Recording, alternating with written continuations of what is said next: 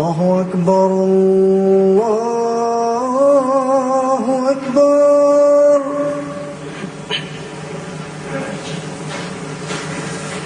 الله أكبر الله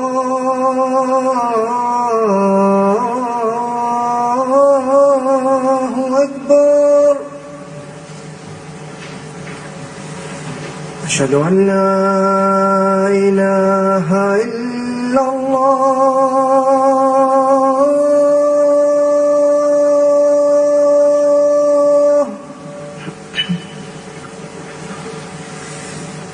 أشهد أن لا إله إلا الله.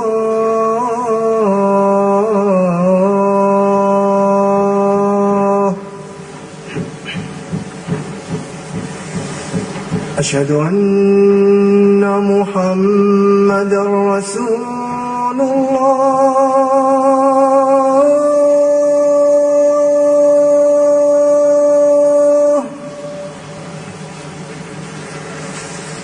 أشهد أن محمدًا رسول الله.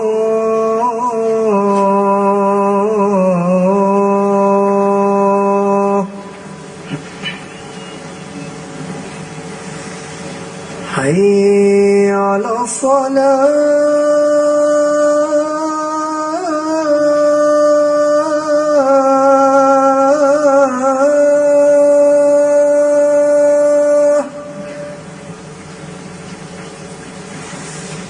حي على الصلاة.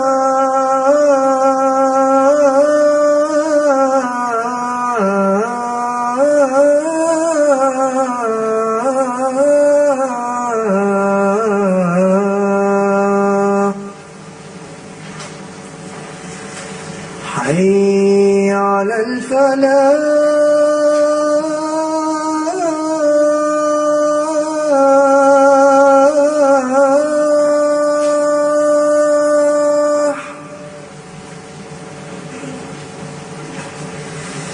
حي على الفلاح.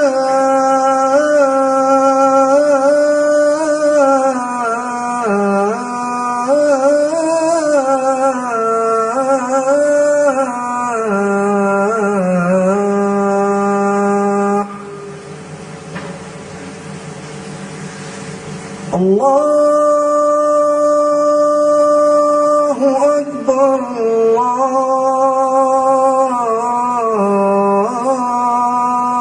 الله أكبر. لا إله إلا الله.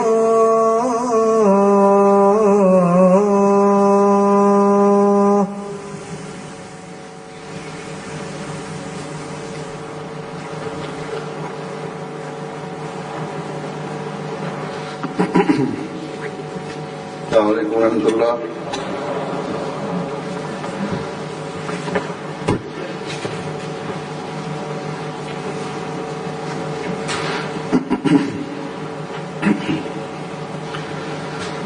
أشهد أن لا إله إلا الله وحده لا شريك له وأشهد أن محمدًا عبده ورسوله. أما بعد فأعوذ بالله من الشيطان الرجيم. بسم الله الرحمن الرحيم. الحمد لله رب العالمين. الرحمن الرحيم. مالك يوم الدين. إياك نعبد وإياك نستعين. اهدنا الصراط المستقيم صراط الذين أنعمت عليهم غير المغضوب عليهم ولا الضالين.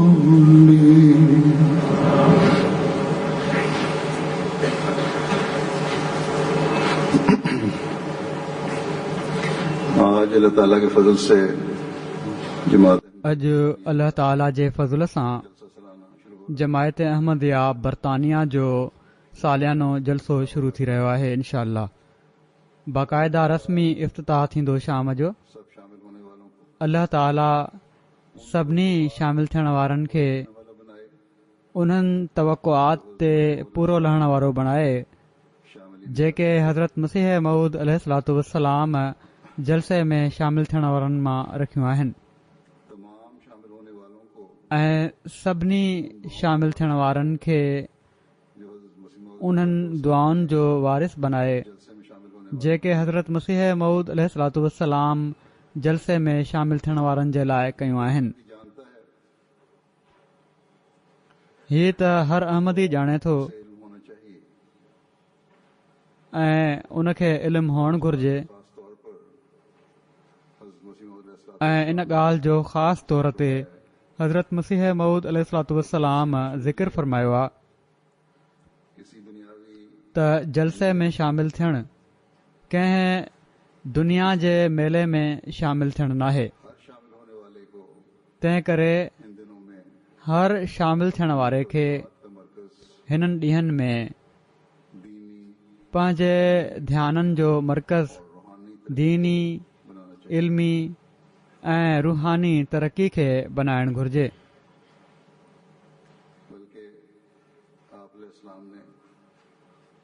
ऐं पर पाण अलैहिस्सलाम उन्हनि माण्हुनि सां वॾी नाराज़गी जो इज़हार फ़रमायो आहे जेके इन सोच सां जलसे में शामिल नथा थियनि। जलसे जा प्रोग्राम इन सोच सां ठाहिया वेंदा आहिनि ऐं मुक़ररनि जूं तक़रीरूं ऐं उन्हनि जा उनवान इन सोच सां हिकिड़ी कमेटी गौर कंदी आहे पहिरियां जंहिंसां दीनी इल्मी ऐं रूहानी तरक़ीअ में मदद मिली सघे ऐं पोइ इन्हनि उनवाननि मां हिकिड़ी हीअ डिघी लिस्ट हूंदी आहे ख़लीफ़े वक़्त वटि उहे मंज़ूरी जे लाइ ईंदा आहिनि ऐं पोइ उन्हनि मां कुझु मज़मून कुझु उनवान तजवीज़ कया वेंदा आहिनि जेके हिते मुक़ररु पेश कंदा आहिनि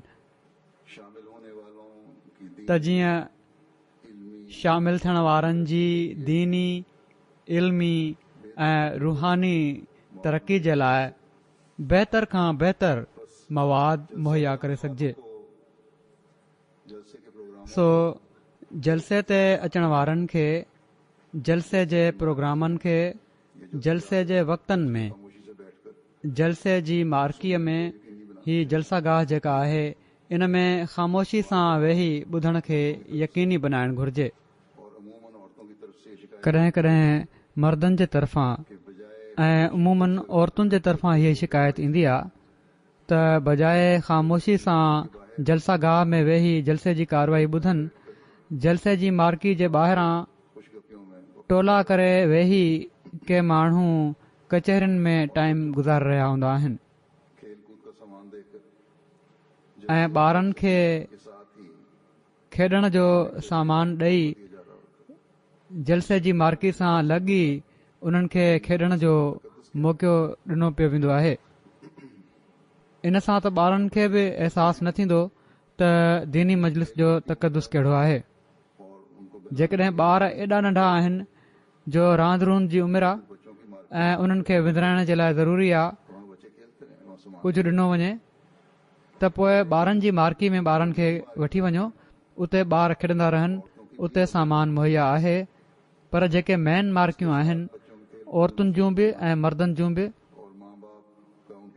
उन्हनि सां लॻ ॿारनि जो रांदि रूंद में मसरूफ़ थियणु ऐं माउ पीउ जो उन्हनि जे भरिसां ई वेही टोला ठाहे ॻाल्हियूं करणु कंहिं बि लिहाज़ खां मुनासिब नाहे। कारकुनान जो मना करते हैं ऐं जॾहिं इन ॻाल्हि खां मना कयो वञे, कारकुन जॾहिं मना कंदा आहिनि त किन खे ख़राब बि लॻंदो आहे त छो असांखे रोकियो वियो। काम करने वाले, हालांकि हीअ ग़लती महिमाननि जी हूंदी आहे, जैसा कि मैंने कहा कमु करण वारनि जी नाहे। कि कमेटी जहिड़ो की मूं चयो के लिए गौर करती है, त हिकिड़ी कमेटी तक़रीरुनि जे उनवाननि जे लाइ गौर कंदी आहे ऐं पोइ मुख़्तलिफ़ उनवान तजवीज़ करे मूंखे मोकिलींदी आहे, नवीन तजवीज़ करता जन मां हालात जे मुताबिक़ 7-8 उनवान तजवीज़ कंदो आहियां ऐं तजवीज़ खां पोइ ही चूंडियल उनवान मुक़ररीन खे मोकिलिया वेंदा आहिनि।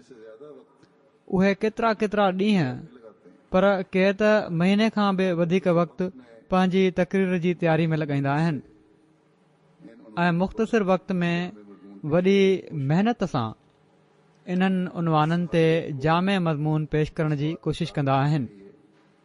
कि मुकर्ररीन सो हर हिक खे इन ॻाल्हि जो ख़्यालु रखणु घुर्जे त मुक़रर ऐं आलिम एॾो वक़्तु लाइ महिनत करे जेको मवाद तयारु कंदा आहिनि उनखे गौर सां ॿुधो ऐं पोइ यादि बि रखो।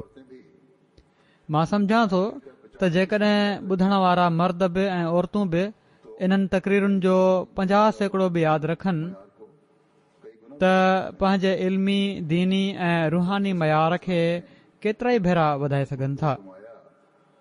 हज़रत मसीह मऊद अलैहिस्सलातु वस्सलाम हिकिड़े मौक़े ते फ़रमायो तकरीरों को त सभिनी खे मुतवजे थी ॿुधणु घुर्जे तक़रीरुनि खे। और फिक्र के साथ सुनो, फरमाइनि था त पूरे गौर ऐं फ़िक्र सां ॿुधो, छो त ही मामिलो ईमान जो आहे। और अदम तवज्जो इन में सुस्ती, गफ़लत ऐं अदम तवज्जो तमामु ख़राब नतीजा पैदा कंदी आहे। और जब इनको मुखातिब करके जेके माण्हू ईमान में गफ़लत खां कमु वठंदा आहिनि ऐं जॾहिं उन्हनि खे मुखातिब करे कुझु बयानु कयो वञे त गौर सां उनखे नाहिनि ॿुधंदा, उन्हनि खे ॻाल्हाइण वारे जे बयान मां तोड़े उहो केॾो ई आला दर्जे जो फ़ाइदेमंद ऐं असराइतो छो न हुजे, को बि फ़ाइदो नाहे थींदो। फरमाइनि था अहिड़नि ई माण्हुनि जे बारे में चयो वेंदो आहे त उन्हनि जा कन आहिनि पर ॿुधनि नथा ऐं दिलि अथनि पर सम्झनि नथा। सो यादि रखो त जेको कुझु बयानु कयो वञे उनखे तवजो ऐं वॾे गौर सां ॿुधो, छो त जेको तवजो सां नथो ॿुधे उहो तोड़े वॾे वक़्त ताईं फ़ाइदो रसाईंदड़ वजूद जी सोबत में रहे, उनखे को बि फ़ाइदो नथो पहुची सघे। सो खासतौर पर जब मुंह में बाज़ दफ़ा शिकायतें आती हैं, हिकिड़ो हिसो ख़ासि तौर ते जॾहिं उमूमी जॾहिं के शिकायतूं ईंदियूं आहिनि, मर्दों में भी और जेके मार्की जे आख़िरी हिसे में वेठा हूंदा आहिनि, मर्दनि में बि औरतुनि में बि, उन्हनि खे इन ॻाल्हि खे यकीनी बनाइणु घुर्जे त जेकॾहिं उहे शिकायतूं सही आहिनि त हिन भेरे हिननि कारकुननि खे ड्यूटी वारनि खे शिकायत जो मौक़ो न ॾियणु घुर्जे। निहायत संजीदगी से इन्हनि खे घुर्जे और इसलिए त हू जलसे जी कार्रवाई खे तमामु संजीदगी सां ॿुधनि ऐं इन नियत सां ॿुधनि त इन मां असां सिर्फ़ ज़हनी मज़ो नाहे वठणो या कंहिं इल्मी नुक़्ते खे ॿुधी वक़्ती इल्मी मज़ो नाहे वठणो, पर इन लाइ ॿुधणो आहे त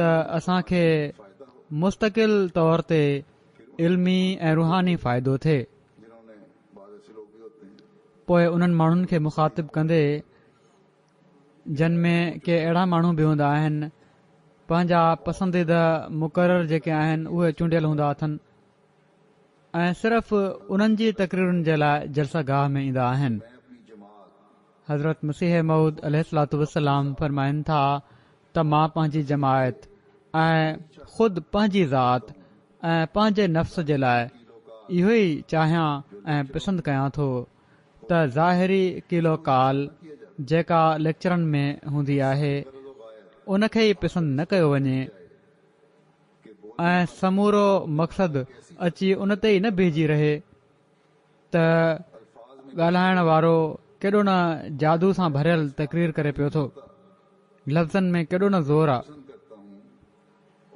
फरमाइनि था मां इन ॻाल्हि ते राज़ी न आहियां थींदो, मां त इहो ई पसंदि कंदो आहियां ऐं बनावट सां न, पर मुंहिंजी तबियत ऐं फितरत जी इहा ई इक़्तिज़ा आहे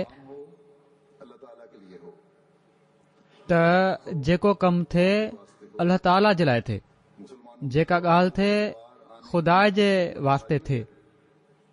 मुसलमाननि में ज़वाल ऐं इदबार अचण जो ई तमामु भारी सबबु आहे, न त एॾियूं कॉन्फ्रेंसूं ऐं अंजुमनूं ऐं मजलिसूं थींदियूं आहिनि ऐं उते वॾा वॾा लसान ऐं लेक्चरर पंहिंजा लेक्चर पढ़ंदा आहिनि ऐं अहिड़ियूं तकरीरूं कंदा आहिनि, शाइर क़ौम जी हालत ते नुहाख़ानी कंदा आहिनि। उहा कहिड़ी ॻाल्हि आहे जो इन जो को बि असरु नथो थिए? क़ौम ॾींहों ॾींहुं तरक़ी जे बदिरां ज़वाल ॾांहुं वञे पई थी। फरमाइनि था ॻाल्हि इहा ई आहे त इन्हनि मजलिसुनि में अचण वारा इख़लास खणी नथा वञनि। सो ही नक्शो पाण ॿुधायो अथनि उन्हनि माण्हुनि जो जेके दुनियादार आहिनि, जंहिंजा लेक्चर, जंहिंजूं तकरीरूं तोड़े उहे दीन जे नाले ते हुजनि, दुनिया में शोहरत जी ख़ातिर हूंदियूं आहिनि। ऐं पर पाण हीअ बि फरमायाऊं हिकिड़े हंधि त ही तकरीरूं करण वारा अक्सर बजाए ही सोच रखण जे त असांजी तकरीर माण्हुनि जी दिलनि ते असरु करे उन्हनि जी इल्मी ऐं रुहानी बहितरी जो सबबु बणिजे, पंहिंजी तकरीर जे दौरान सिर्फ़ इन सोच में हूंदा आहिनि त उन्हनि जी वाह वाह थिए। ॼण त तकरीर जे दौरान अहिड़नि मुक़ररनि पंहिंजा माबूद उन्हनि सामीन खे बणायो हूंदो आहे जेके उन्हनि जूं ॻाल्हियूं ॿुधी रहिया हूंदा आहिनि। अहिड़ी तरह शामिल थियण वारा बि पाण फरमायाऊं त उहे बि इख़लास सां जलसनि में शामिल नाहिनि थींदा, ॻाल्हियूं नाहिनि ॿुधंदा। जेकॾहिं इख़लास सां अचनि त बिल्कुलु हिकिड़ो ॿियो असरु थी रहियो हुजे, मुस्बित असरु थी रहियो हुजे। पर बहरहाल असांजे जलसनि जे न ई मुक़ररनि जो ही मक़सदु आहे ऐं न उमूमनि सामूइन जो ही मक़सदु आहे ऐं न ई ही हुअणु घुर्जे त बजाए असुल मज़मून खे सम्झी, उन्हनि ॻाल्हियुनि खे सम्झी पंहिंजी इस्लाह ऐं बहितरी जो ज़रियो बणाइनि, वक़्ती तौर ते मज़ो वरितो वञे। जेकॾहिं असांजे अंदरि बि कुझु माण्हू अहिड़ा आहिनि त उन्हनि खे पंहिंजी इस्लाह ॾांहुं ध्यानु ॾियणु घुर्जे। अल्लाह ताला असां ते ही अहसान कयो आहे त असां हज़रत मसीह मऊद अलैहिस्सलातु वस्सलाम खे मञियो आहे। इन अहसान जो हक़ असीं इन ई सूरत में अदा करे सघूं था ऐं अल्लाह ताला जो इन ॻाल्हि ते ई असीं सही रंग में शुक्र अदा करे सघूं था जॾहिं असीं ख़ालिस्तन लिल्लाह हर कमु करण वारा हुजूं, अल्लाह ताला जी रज़ा जी ख़ातिर हर कमु करण वारा हुजूं। सो जॾहिं हज़रत मसीह मऊद अलैहिस्सलातु वस्सलाम असांखे नंढियुनि नंढियुनि ॻाल्हियुनि ॾांहुं बज़ाहिर तवजो ॾियारनि था त इन लाइ त ॿटनि जी कमज़ोरी जी हालत अक्सरियत जी सोच न बणिजी वञे। ॿटनि खे ॾिसी नयूं अचण वारियूं पीढ़ियूं हीअ न सम्झी वठनि त जलसनि में वेही ॻाल्हियूं करणु ऐं तवजो न ॾियणु जाइज़ आहे। ऐं जेकॾहिं मां इन हवाले सां ॻाल्हि कयां थो त इन लाइ त यादगिरी थींदी रहे ऐं जेकॾहिं का कमज़ोरी आहे त साण साण ख़तमु थींदी वञे। त जीअं असांजा नवां अचण वारा जहिड़ो कमु चयो ऐं असांजा ॿार ऐं असांजा नौजवान इन ॻाल्हि खे साम्हूं रखनि त जलसे जी कहिड़ी अहमियत आहे। जेकॾहिं जलसो असांजी इल्मी ऐं रुहानी तरक़ी ते मुस्बित तौर ते असरअंदाज़ नथो पियो थिए ऐं बशरी कमज़ोरी जी तक़ाज़ा हेठि असां मां कुझु किन तकरीरुनि ऐं मुक़ररनि मां सही तौर ते फ़ाइदो हासिल नथा कनि त ही फ़िक्र जोगी ॻाल्हि आहे। अल्लाह ताला मुक़ररनि जी ज़ुबान में बि बरकत विझे त हू पंहिंजे ज़िमे लातल मज़मून खे ॿुधण वारनि जे ज़हननि में अहिड़ी तरह विझी सघनि जो उहे ॻाल्हियूं जेके अल्लाह ताला ऐं रसूल जूं ॻाल्हियूं आहिनि, जेके इश्क ऐं वफ़ा जूं ॻाल्हियूं आहिनि, जेके तालुक़ बिल्लाह जूं ॻाल्हियूं आहिनि, जेके रसूलुल्लाह सल्लल्लाहु अलैहि वसल्लम जी मोहबत जूं ॻाल्हियूं आहिनि, जेके पाण सॻोरन सल्लल्लाहु अलैहि वसल्लम जे ग़ुलाम सादिक मसीह मऊद ऐं महदी मऊद सां तालुक़ ऐं इताअत जूं ॻाल्हियूं आहिनि, माण्हुनि जे ज़हननि में दाख़िल थी वञनि ऐं मुस्बित असर विझण वारियूं थियनि। सो जलसे ते अचण वारो हर उहो शख़्स जेको जलसे ते आयो आहे, इन ॻाल्हि खे यकीनी बनाए त उन हिननि 3 ॾींहनि में दुनिया जा मामला विसारे छॾिणा आहिनि ऐं विसारे पंहिंजे दीनी ऐं रूहानी मयारनि खे वधाइणो आहे। अल्लाह ताला सभिनी खे इन जी तौफ़ीक़ अता फ़रमाए। महिमाननि खे जलसे में शामिल थियण वारनि खे इन पासे बि तवजो ॾियारणु चाहियां थो त महिमाननि जी ख़िदमतुनि जे लाइ जेके कारकुन मुक़ररु कया विया आहिनि, मर्दनि में बि औरतुनि में बि,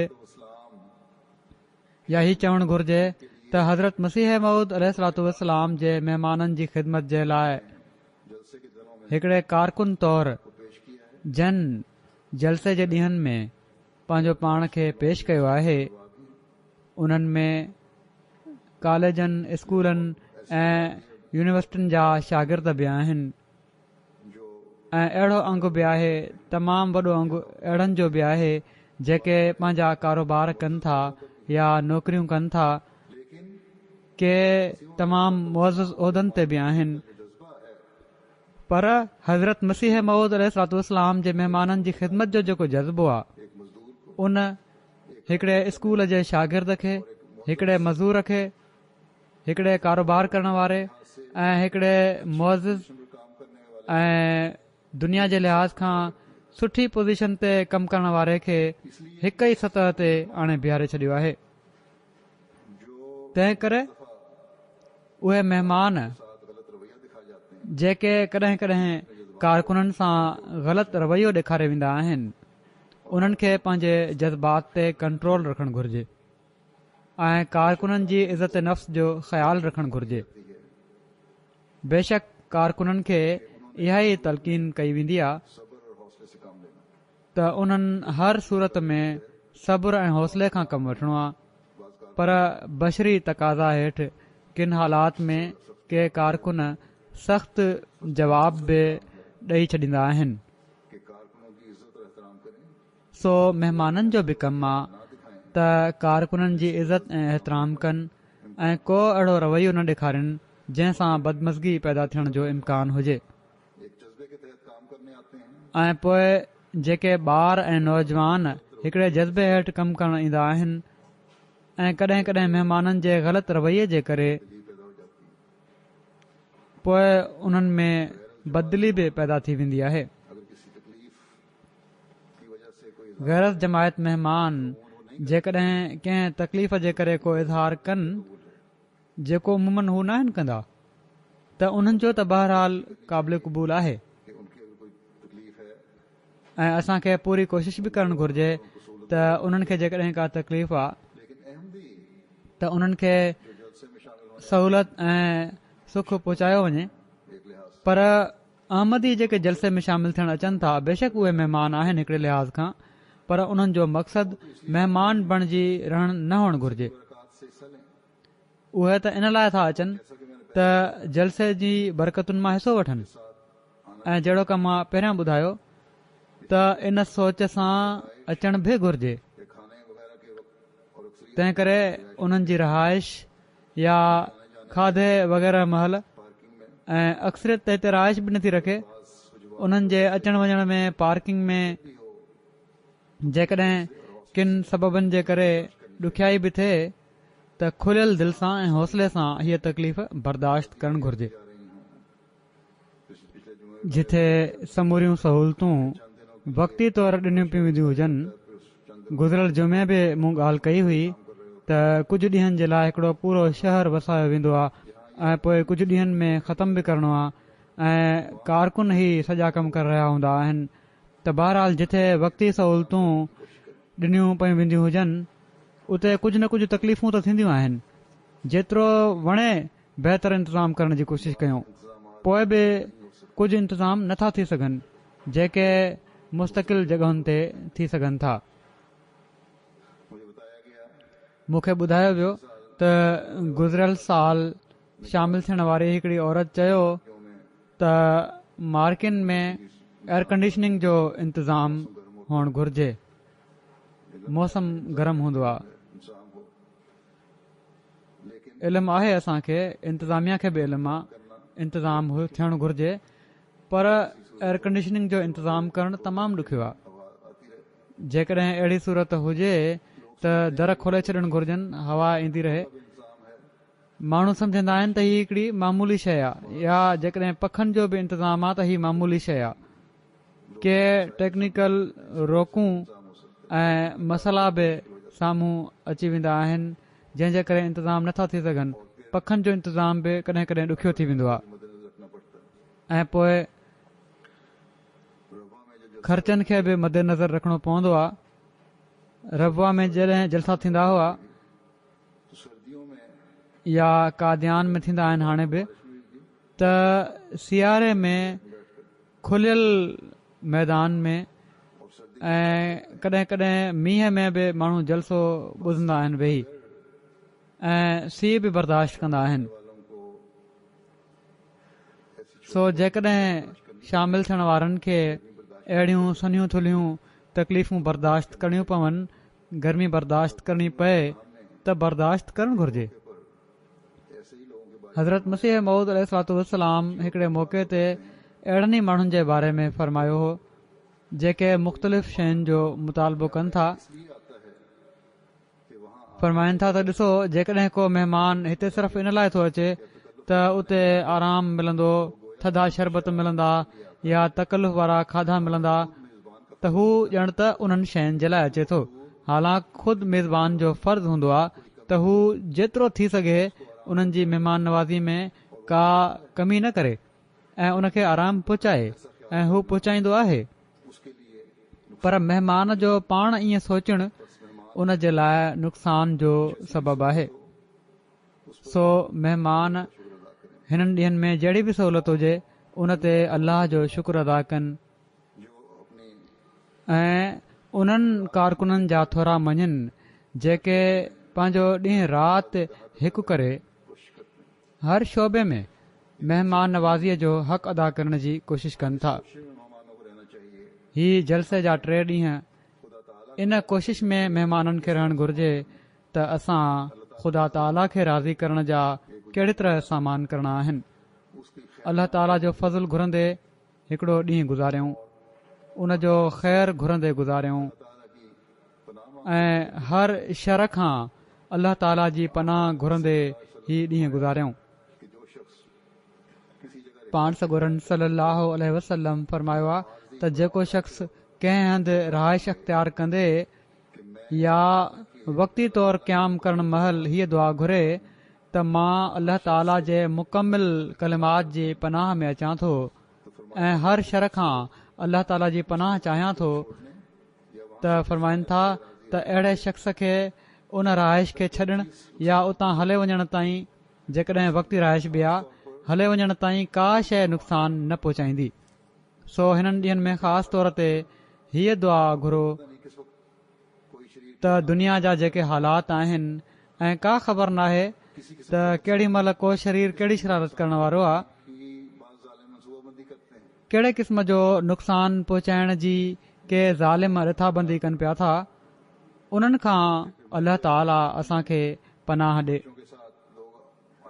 पोइ बीमारी वग़ैरह जूं तकलीफ़ूं आहिनि, ॿारनि खे वठी माण्हू आयल आहिनि ऐं वॾे जज़्बे सां अक्सरियत माण्हुनि जी ईंदी आहे, त उहो ॿारनि जे लाइ बि मौसम जी लाही चाढ़ी जे करे तकलीफ़ जो सबबु थी वेंदा आहिनि ही ॾींहं। ऐं माण्हू जेके अचण वारा आहिनि ॿारनि वारा, उहे परवाह बि न आहिनि कंदा। ॿार नाज़ुक हूंदा आहिनि, का बि तकलीफ़ उन्हनि खे पहुची सघे थी। तंहिं करे ही समूरियूं दुआऊं जॾहिं घुर्जनि त अल्लाह ताला हर क़िस्म जी तकलीफ़ुनि ऐं शरारतुनि खां बचाईंदो आहे। सो हर क़िस्म जी तकलीफ़ खां बचण जे लाइ असांखे दुआऊं घुरंदे रहणु घुर्जे। ऐं हीअ बि हर हिकु ॼाणे थो त अल्लाह ताला फरमायो आहे त दुआउनि जी क़बूलियत जे लाइ इबादत जो हक़ अदा करण बि ज़रूरी आहे। अल्लाह ताला जी ॻाल्हियुनि ते अमल करण बि ज़रूरी आहे। सो हिननि ॾींहनि में इन लिहाज़ खां बि पंहिंजी ज़िंदगियुनि खे ढालियो ऐं सिर्फ़ु हिननि ॾींहनि में न पर पोइ हीअ जेका आदत पवे हीअ मुस्तक़िल ज़िंदगियुनि में हर हिक जी ज़िंदगी जो मुस्तक़िल हिसो बणिजी वञे। मां ॻाल्हि कई ॿारनि सां गॾु अचण वारनि जी। मूंखे ख़बर पई आहे त राति के माण्हू आया ऐं इंतिज़ामिया वटि बिस्तरनि या मैट्रसनि जी कमी थी वई हुई ऐं किन नंढनि ॿारनि वारनि खे तकलीफ़ बि थी इन जे करे। ॿारनि खे त किन साण खणी आंदल कंबलनि में वेढ़े सुम्हारे छॾियो। माण्हू जोश ऐं जज़्बे हेठि पंहिंजे नंढनि ॿारनि खे बि वठी ईंदा आहिनि। 9-10 महीननि जा ॿार या साल 2 सालनि जा ॿार आहिनि, उहे बि साण आयल आहिनि ऐं हिते ई रहाइश रखी आहे उन्हनि टेंटनि में या मार्की में। ऐं जेकॾहिं उन्हनि खे चइजे त हिते सही इंतज़ाम कोन्हे, थधि तमामु घणी आहे ऐं किथे ॿिए हंधि हलिया वञो, त इहो ई चवंदा आहिनि त न, असां बर्दाश्त करे वठंदासीं ऐं असांजा ॿार बि बर्दाश्त करे वेंदा। असां हिते ई रातियूं गुज़ारणियूं आहिनि त जीअं जलसे जे माहौल मां पूरो फ़ाइदो वरितो वञे। त जेकॾहिं अहिड़ा माण्हू आहिनि जेके आराम ऐं सहूलियत जे लाइ चवनि था, त अल्लाह ताला जे फज़ुल सां अहमदीन जी अक्सरियत अहिड़ी बि आहे जेका चए थी त असां जलसो ॿुधण आया आहियूं। का ॻाल्हि न आहे। जेकॾहिं थोरी घणी तकलीफ़ बि बर्दाश्त करणी पई त करे वठंदासीं। वॾा जफ़ाकश आहिनि ऐं ॿारनि खे बि जफ़ाकश बनाइण चाहिनि था। बहरहाल अहिड़ा महिमान आहिनि जेके रहमतूं खणी अचण वारा आहिनि ऐं अहिड़नि महिमाननि जे करे अल्लाह ताला मेज़बाननि जा कम बि आसान करे थो छॾे। जहिड़ो की मूं चयो, किन खे राति तकलीफ़ थी, मूंखे उमेदु आहे छो त काल्ह राति जेका तकलीफ़ थी ऐं मैट्रसनि ऐं बिस्तरनि जी खोट थी या महिमाननि खे कंहिं बि क़िस्म जी तकलीफ़ पहुती, अॼु राति इंतिज़ामिया इन खे ख़तमु करे वठंदी ऐं महिमाननि खे जेका तकलीफ़ कल्ह पहुती हुई, उमेदु आहे इनशा अॼु न थींदी। जलसे में शामिल थियण वारा इन ॻाल्हि जो बि ख़्यालु रखनि त निमाज़ुनि जे वक़्तनि में टाइम ते अची वेही रहंदा कनि त जीअं बाद में अचण जे करे लुड़ न थिए। जेकॾहिं खाधे जे करे देरि थी रही आहे त खाधो खाराइण जी इंतिज़ामिया, जलसागाह जी इंतिज़ामिया या जंहिंजे बि हवाले निमाज़ जे वक़्तनि जो इंतज़ाम आहे, उन्हनि खे इतलाह करे छॾिन त अञा महिमान खाधो खाइनि पिया था, निमाज़ में 10-15 मिंट इंतज़ारु कयो वञे। ऐं हू मूंखे इतलाह करे छॾिन त उनजो इंतज़ारु कयो वेंदो। मूंखे बि बावजूद कोशिश जे मसरूफ़ियत जे करे कुझु मिंट देरि थी वेंदी आहे ऐं कॾहिं कॾहिं घणी देरि बि थी वेंदी आहे, ख़ासि तौर ते जॾहिं ॿाहिरियां महिमान, गैरत जमायत महिमान आयल हुजनि, उन्हनि जूं मुलाक़ातियूं थी रहियूं हुजनि त देरि थी वेंदी आहे। पर इन जे बावजूद मूं ॾिठो आहे त मुंहिंजे अचण खां बाद बि ऐं निमाज़ शुरू थियण खां बाद काफ़ी अंग में माण्हू अंदरि ईंदा आहिनि ऐं इन लाइ इन पासे महिमाननि खे बि ऐं तरबियत जे शोबे खे बि तवजो ॾियण जी ज़रूरत आहे, छो त इन्हनि जे बाद में अचण जे करे काठ जे फर्शनि जे करे लुड़ थींदो आहे हलण सां। बावजूद इन जे जो जंहिं हद ताईं इन लुड़ खे ख़तमु करण जी कोशिशि करे सघिजे थी, कई पई थी वञे, पर पोइ बि आवाज़ ईंदा आहिनि। जेकॾहिं पहिरियां बि अची विया आहियो त दुआऊं ऐं अल्लाह ताला जो ज़िक्र कंदा रहो, इन जो बि सवाबु आहे। अल्लाह ताला त हर नंढी खां नंढी शइ जो बि सवाबु ॾींदो आहे। मस्जिद में इंतज़ार में वेहण जो बि हिकिड़ो सवाबु आहे, सो इन सवाब खे बि ज़ाया न करणु घुर्जे। ऐं इहो ई हिननि 3 ॾींहनि जो सही इस्तेमालु बि आहे, बजाए इन जे जो ॿाहिरि बीठा हेॾां होॾां जी ॻाल्हियुनि में मसरूफ़ हुजो ऐं जॾहिं मां अची वञा त पोइ ऐं निमाज़ शुरू थी वञे त पोइ उन खां बाद अंदरि अचणु शुरू थियो। त जहिड़ो की मूं चयो त उन वक़्तु पोइ काठ जे फर्श जे करे जेके निमाज़ी निमाज़ पढ़ी रहिया हूंदा आहिनि उन्हनि जी निमाज़ डिस्टर्ब थींदी आहे। अहिड़ी तरह निमाज़ुनि जे वक़्तनि में ऐं जलसे जे वक़्तनि में पंहिंजी फ़ोन बंदि करे छॾींदा कयो या घटि में घटि बैल जो आवाज़ बंदि करे छॾींदा कयो।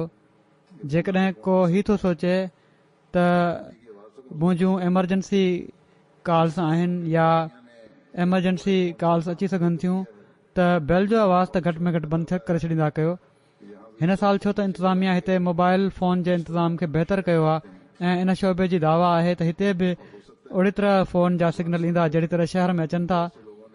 ऐं थी सघे थो त इन्हनि जी हीअ ॻाल्हि ॿुधी केतिरनि ई माण्हुनि मोबाइल में सिमूं विझरायूं हुजनि।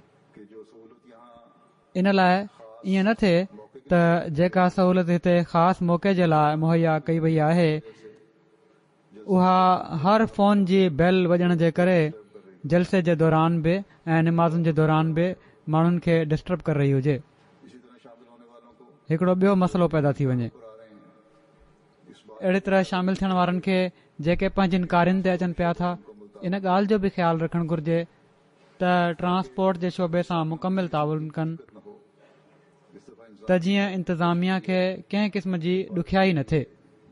हिन भेरे इंतिज़ामिया कोशिशि कई आहे त पार्किंग जे लाइ जेको इंतिज़ाम आहे उनखे बहितर खां बहितर कयो वञे, पर इंतिज़ाम ओॾी महिल बहितर थी सघे थो ऐं थींदो आहे जॾहिं माण्हुनि जो ताउन हुजे।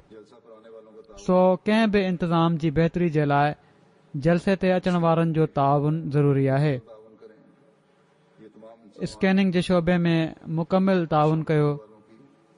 ही समूरा इंतिज़ाम शामिल थियण वारनि जी सहूलत ऐं हिफ़ाज़त जे लाइ बि कया वेंदा आहिनि। जमायत अहमदिया जी ख़ूबसूरती इहा ई आहे त हर अहमदी इंतिज़ाम जो हिसो आहे, तोड़े उहो कारकुन आहे या गैर कारकुन जेको जलसे में शामिल थियण जे लाइ अचे थो। सो ख़ासि तौर ते पार्किंग, स्कैनिंग, खाधे जूं जॻहूं ऐं जलसागाह, इन्हनि में हर वक़्तु हर हिक खे होशियार ऐं चौकस रहण जी ज़रूरत आहे। माहौल ते नज़र रखण जी ज़रूरत आहे। जिथे बि का गैर मामूली शइ ॾिसो या कंहिंजी गैर मामूली हरकत ॾिसो, फौरी तौर ते इंतिज़ामिया खे बि होशियार कयो ऐं ख़ुदि बि होशियार थी वञो, पर हर हालत में पैनिक बिल्कुलु न थियणु घुर्जे। जेके माण्हू पंहिंजे प्राइवेट खेमनि में आहिनि या गॾियल रहाइश जी मार्की में आहिनि उहे बि इन ॻाल्हि जो ख़्यालु रखनि त पंहिंजी रक़म ऐं क़ीमती शयूं पाण सां गॾु रखनि। ख़ासि तौर ते औरतूं यादि रखनि त जेकॾहिं उन्हनि वटि को ज़ेवर वग़ैरह आहे त उहो पाए रखनि। पहिरियों त जलसे ते ज़ेवर वग़ैरह क़िस्म जूं शयूं आणण ई न घुर्जनि। दीनी माहौल में ॾींहं गुज़ारण जे लाइ हिते अचो थियूं, कंहिं दुनिया जे फंक्शन जे लाइ त नथियूं पियूं अचो। इन लाइ हिकु त अचण वारियूं त जेके अचे वयूं उहे खणी आयूं उन्हनि खे एहतियात करणु घुर्जे, पर जेके रोज़ानो अचण वारियूं आहिनि उहे बि इन ॻाल्हि जो ख़्यालु रखनि त पंहिंजे ज़ेवर ऐं कपिड़नि ॾांहुं तवजो ॾियण जे बदिरां जलसे जे हिननि ॾींहनि में पंहिंजी रूहानी तरक़ी जो ख़्यालु रखनि। जलसे जे ॾींहनि में किन शोबनि पंहिंजूं नुमाइशूं बि लॻाए छॾियूं आहिनि, जंहिंमें तारीख़ जो शोबो आहे ऐं आर्काइव बि नुमाइश जो इंतज़ाम कयो आहे। अहिड़ी तरह रिव्यू ऑफ रिलीजन्स बि क़ुर शरीफ़ जे नुस्ख़नि ऐं हज़रत ईसा अलैहिस्सलाम जे कफ़न जे हवाले सां नुमाइश जो बंदोबस्तु कयो आहे। जहिड़ी तरह गुज़िरियल साल कयो हुयऊं, हिन साल शायदि उन खां बहितर हुजे। ही ॿई पंहिंजे दायरे में ॾाढियूं मालूमाती नुमाइशूं आहिनि। मर्दनि ऐं औरतुनि ॿिन्ही जे लाइ वक़्तु मुक़ररु आहिनि। इन मां बि इस्तिफ़ादो करण जी कोशिशि कयो ऐं पोइ ॿीहर मां चवंदुसि त ख़ासि तौर ते दुआउनि ॾांहुं तवजो रखो। हिननि ॾींहनि में ऐं निमाज़ुनि ऐं नफ़लनि खां अलावा अल्लाह ताला जो ज़िक्र ऐं दुरूद शरीफ़ पढ़णु ऐं ॿियूं दुआऊं करण में वक़्तु गुज़ारियो। अल्लाह ताला हिन जलसे खे हर लिहाज़ खां बाबरकत फ़रमाए ऐं असां सभिनी जूं दुआऊं क़बूल फ़रमाए ऐं हर शर खां असांखे महफ़ूज़ रखे।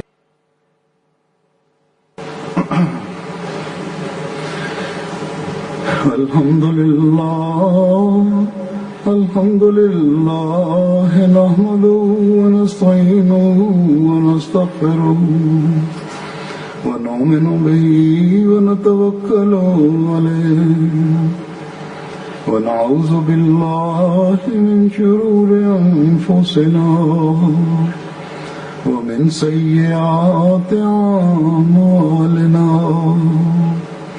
من يهده الله فلا مضل له ومن يضلل فلا هادي له ونشهد أن لا إله إلا الله ونشهد أن محمدا عبده ورسوله عباد الله رحمكم الله إن الله يأمر بالعدل والإحسان وإيتاء ذي القربى وينهى عن الفحشاء والمنكر والبغي يعظكم لعلكم تذكرون اذكروا الله يذكركم وادعوه يستجب لكم ولذكر الله أكبر.